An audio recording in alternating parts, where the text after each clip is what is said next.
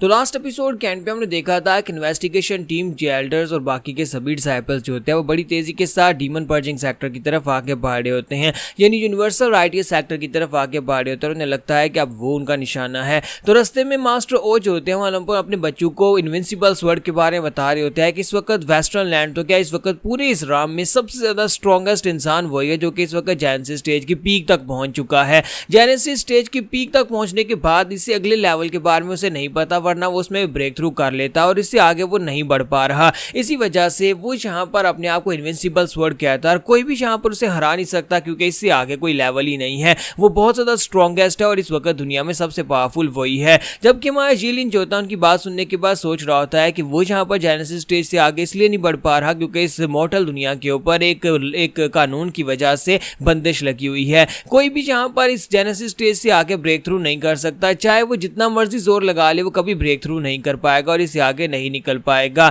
और इसी के साथ जीलिन अपने बारे में भी सोच रहा होता है कि अगर मैं एक दिन यहाँ पर जेनेसिस स्टेज में ब्रेक थ्रू कर लेता हूँ तो फिर इनविंसिबल स्वर्ड के साथ मेरी फाइट होगी तो फिर कौन जीतेगा, एक इंसान जीतेगा या फिर मेरे जैसा एक सैक्रेड बीस्ट का इनहेरिटर जीतेगा। तो ये लोग जो होते हैं वो काफी ज्यादा करीब पहुंच जाता है यूनिवर्सल राइटियर सेक्टर के और वो लोग कहते हैं कि लगता है कि यहाँ पर फिलहाल के लिए हम लोग पहुंच चुके हैं, जल्दी पहुंच गए और अभी फिलहाल यहाँ पर कुछ भी बुरा नहीं हुआ। लेकिन जैसे वो यहाँ पर काफी करीब पहुंचते हैं, तकरीबन को 500 किलोमीटर का फासला होता है, तो वहां पर एक जबरदस्त धमाका होता है। तो दूर से उन्हें वहां पर एक बहुत ही पावरफुल एक बड़े धमाके की आवाज आती है और साथ ही वहां पर एक बहुत ही पावरफुल एनर्जी बीम दिखाई देती है, एक फायर दिखाई देती है जो कि ऊपर से ग्राउंड के ऊपर गिरती है और साथ ही वहां पर से काफी ज्यादा शॉक वेव्स निकलती हैं। तो एल्डर्स अपने बच्चों को प्रोटेक्ट करने के लिए अपनी अपनी शील्ड्स को एक्टिवेट करते हैं और कहते हैं कि सभी लोग अपनी शील्ड्स को एक्टिवेट करो। सभी एल्डर्स ने अपनी शील्ड्स को एक्टिवेट किया होता है लेकिन इसके बावजूद शील्ड्स टूट जाती हैं और सभी लोग वहां पर से पीछे की तरफ गिर जाते हैं। धमाके की शॉक वेव्स इतनी ज्यादा पावरफुल होती हैं कि सभी एल्डर्स भी बुरी तरह जख्मी हो जाते हैं। तो ये तीनों ही एल्डर्स जेनेसिस स्टेज के मास्टर्स थे लेकिन इसके बावजूद वो जख्मी हो जाते हैं और उनके डिसाइपल्स तो बेहोश हो जाते हैं।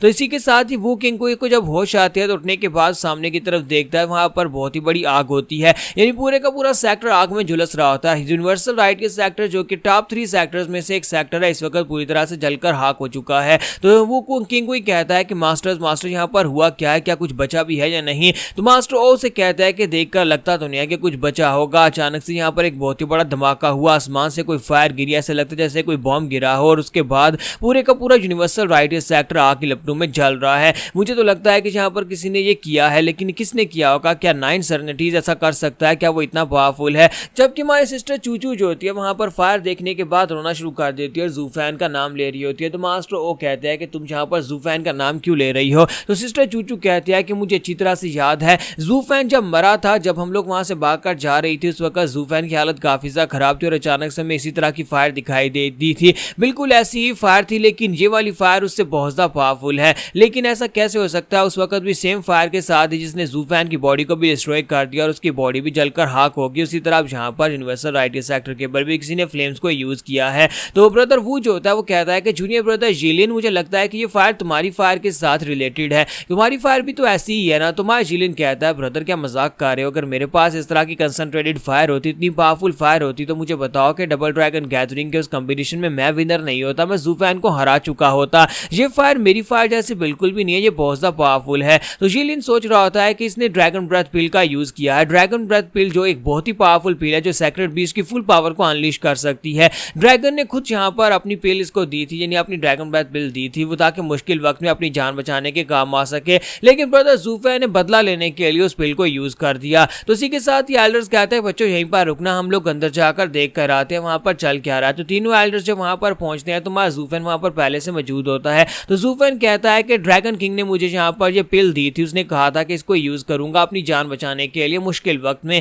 लेकिन मैंने यहाँ पर बदला लेने के लिए इस पिल को यूज कर लिया। लेकिन ये पिल बहुत ज्यादा कमाल की है, ऐसी पिल जो कि ड्रैगन की फुल पावर को रिलीज कर सकती है। यूनिवर्सल राइटियर सेक्टर के जेनेसिस स्टेज के मास्टर्स भी इसके सामने कुछ नहीं कर पाएंगे। अब बस मुझे आसपास देखना होगा कोई सर्वाइवर ना हो, जो भी बचा कुचा होगा उसको भी मार डालूंगा। फिर साथ जूफैन कहता है मुझे महसूस हो रहा है कोई इस तरफ आगे बढ़ रहा है। तुम्हारा जूफैन वहीं पर से अपनी आई ऑफ द वॉइड की 6 फार्म को एक्टिवेट करता है। 6 स्टेज को एक्टिवेट करने के बाद वो वॉइड डोमेन के अंदर चला जाता है, वहीं पर छुप जाता है। तो इसी के साथ ही एल्डर्स वहां पर नीचे उतरते हैं और उतरने के बाद कहते हैं कि क्या ये किसी इंसान का किया धरा है, इतनी बड़ी पावरफुल फायर कोई इंसान तो बिल्कुल भी नहीं लगा सकता। तो कहीं ऐसा तो नहीं है कि वाकई में ओवरलॉर्ड 9 सर्निटीज जो कि डेविल माउंटेन के ऊपर रहता है जूफैन का मास्टर, उसने ये सब कुछ किया है। तो मैं जूफैन कहता है ये क्या बकवास हो रही है। इन्होंने यहाँ पर ओवरलॉर्ड 9 सेरेनिटीज का नाम कहाँ से सुन लिया और डेविल माउंटेन का नाम कहाँ से सुना है। लगता है कि डबल ड्रैगन मैनर के लोग मेरे बारे में इन्वेस्टिगेट कर रहे हैं या फिर जो कुछ भी हो रहा है उसको इन्वेस्टिगेट कर रहे हैं कि यार सेक्टर्स बर्बाद क्यों हो रहे हैं।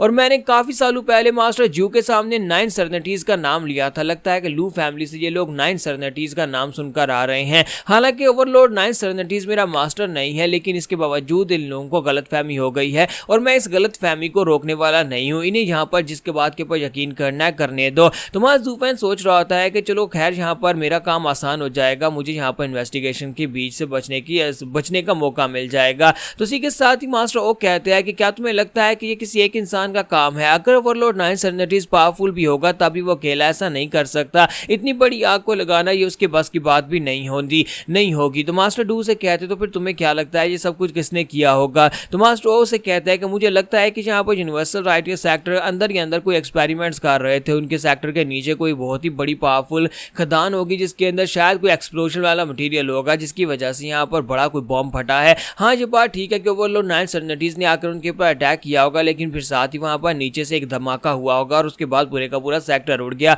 अकेला ओवरलॉर्ड 9 सेरेनिटीज ऐसा बिल्कुल भी नहीं कर सकता। मैं इस बात को मानने को तैयार नहीं हूं कि एक कल्टीवेटर ऐसा स्ट्रॉन्ग हो सकता है। इतना स्ट्रॉन्ग कल्टीवेटर तो कोई भी नहीं है। अगर यहाँ पर इनविंसिबल स्वर्ड ने इस बारे में सुन लिया तो वो भी हैरान हो जाएगा कि इतना पावरफुल कोई कैसे हो सकता है जो कि उसके टाइटल से भी ज्यादा स्ट्रॉन्गर है। तो यहाँ पर हमारी एपिसोड 753 का एंड होगा और नेक्स्ट एपिसोड में देखेंगे कि हमारा जूफैन अब आगे क्या करने वाला है, क्योंकि उसने अपना बदला तो पूरा कर लिया लेकिन अब वो क्या करेगा।